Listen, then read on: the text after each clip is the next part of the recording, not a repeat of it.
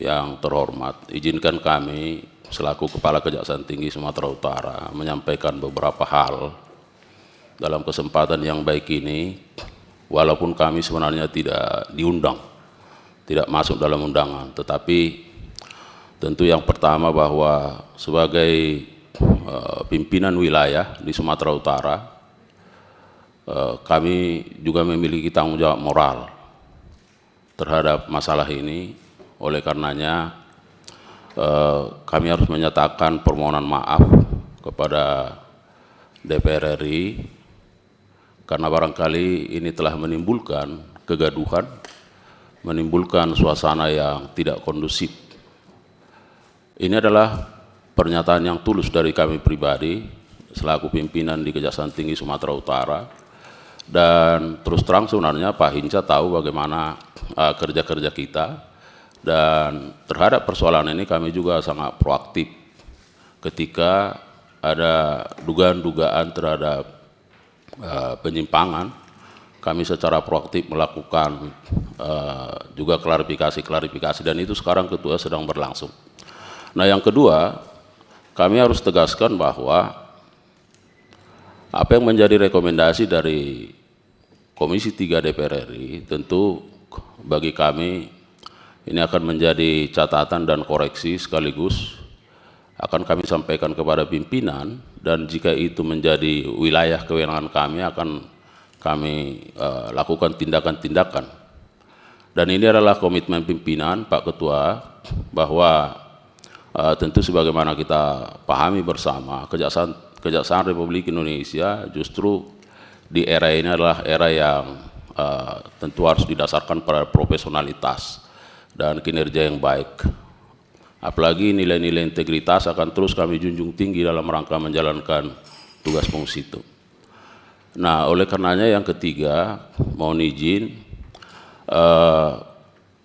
sebenarnya dalam perkara ini kami juga melakukan dialog, diskusi secara intensif sebagai hubungan kemitraan antara Kejaksaan Tinggi Sumatera Utara dengan Komisi 3, khususnya Pak Hinca Panjaitan, karena kita juga merasa bahwa manakala ada hak-hak dari saudara Amsal sejak awal yang memang tersimpangi, nah kita mencari terobosan-terobosan dan mencari upaya-upaya bagaimana supaya nilai-nilai kebenaran itu bisa dijunjung tinggi.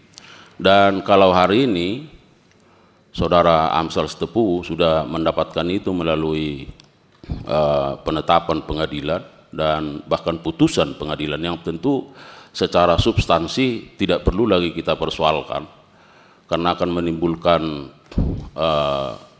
berbagai polemik, dan kami akan patuh terhadap apa yang sudah menjadi putusan didasarkan pada pertimbangan-pertimbangan yang diberikan oleh majelis hakim. Oleh karenanya Pak Ketua dan Bapak Ibu seluruh anggota DPR RI, sekali lagi saya sampaikan terima kasih dan penghargaan yang tinggi buat fungsi-fungsi pengawasan yang diberikan kepada kami.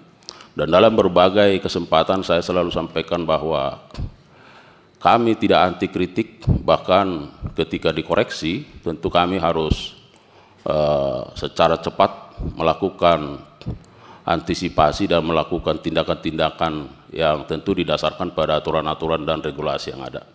Oleh karenanya sekali lagi kami sampaikan kepada seluruh anggota Komisi 3 bahwa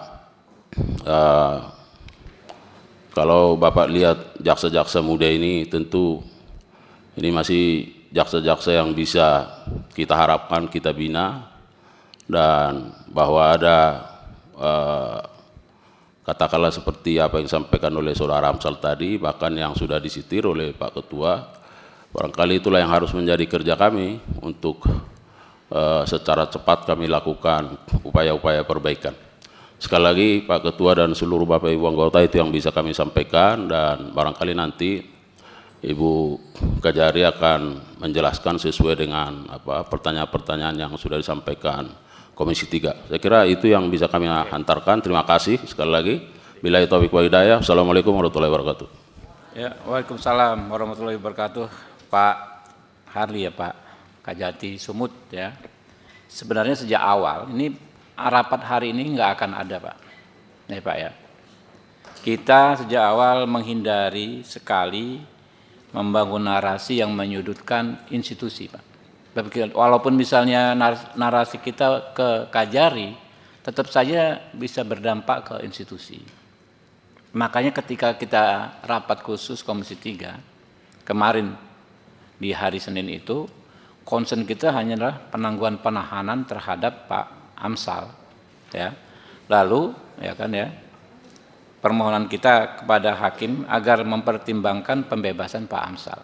Tanpa sedikit pun, terutama dari kami meja pimpinan ya, mengarahkan narasi yang menyudutkan kejaksaan. Karena kami membatasi ya segala potensi, kami mengintervensi dalam konteks acara pidana Pak. Kalau meminta penangguhan penahanan itu kan diatur di KUHP ya. Kalau memberikan masukan ke majelis hakim kan diatur di Undang-Undang Kekuasaan Kehakiman pasal 5, bahwa hakim memang memeriksa berdasarkan fakta-fakta persidangan, tetapi wajib menggali, mengikuti rasa keadilan masyarakat. Di kami ini Pak, tempatnya rasa keadilan masyarakat ditujukan Pak.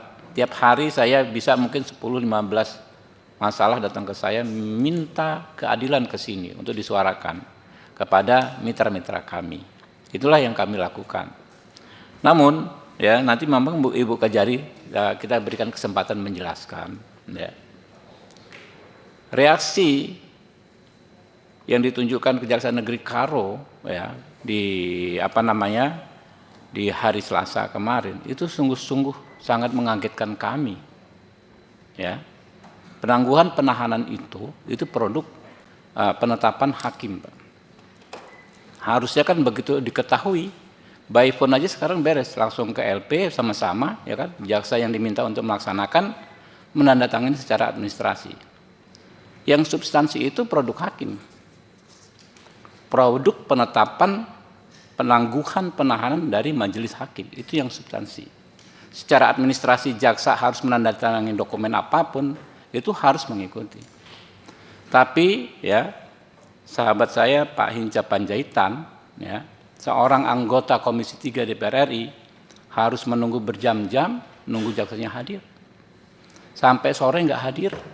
Ya kan? Lalu janjian dengan Amsal katanya ditunggu sampai di Beres lagi juga nggak datang.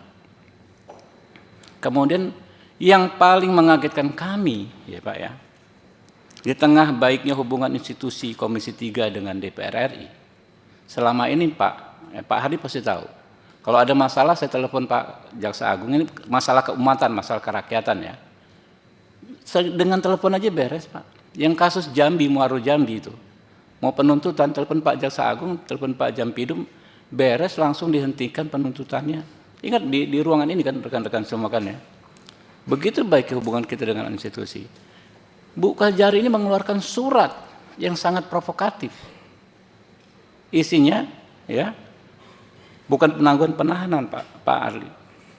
Pengalihan jenis penahanan. Pengalihan penahanan tidak dapat dilaksanakan karena terdakwa sudah keluar. Kalau nggak salah begitu isinya. Lalu dipertontonkan juga surat tersebut disebarkan. Karena nggak mungkin tidak disebarkan kalau akhirnya tersebar. Kemana-mana tidak ada kolom tanda tangan, tidak ada tanda tangan si Pak Amsal. Lalu bunyi narasi, Komisi 3 intervensi. Lalu ada demo segala macam. Kita nggak nuduh, tapi dengan akal sehat ya kan ya, tertuduh pasti ke arah Kajari yang menggerakkan demo. Seolah-olah Komisi 3 mengintervensi. Sejak awal Pak Hardi kan saya katakan, dari mana kita mengintervensi gitu kan. Karena ini sensitif di sini Pak, ya. Dari sekian ratus permohonan RDPO di sini Pak, di Komisi 3, nggak nyampe 50 kasus yang kita RDPO-kan Pak. Karena kami betul-betul menjaga jangan sampai intervensi. Kalau hal ihwal yang terkait misalnya eksekusi tanah ratusan miliar, kami pasti nggak mau. Karena itu ada urusan duit, kita nggak mau. Tapi urusan yang keumatan, kerakyatan, kasus Sleman, kasus si Nobita, kasus guru, honorer segala macam, kami RDPO kan. Karena itu nggak ada hal ihwal soal aset, soal segala macam. Jadi jauh dari potensi konflik of interest kami. Nah, di surat tersebut dibangun narasi Komisi 3 intervensi, ya kan, terhadap perkara. Nah, ini yang membuat harus seperti ada rapat hari ini, Pak, supaya fair, ya kan, Ibu Kajari juga bisa menyampaikan, ya, dan masyarakat bisa mengetahui. Nah, selanjutnya, ya kan, ya kami percaya, ya, Pak Kajati ini figur yang menjaga integritas, kami paham, kenal rekam jejaknya, dan kita juga tahu Pak Kajati sudah banyak menertibkan anggotanya juga di Sumatera Utara, ya. Mungkin itu, Bu Kajari, kami persilakan.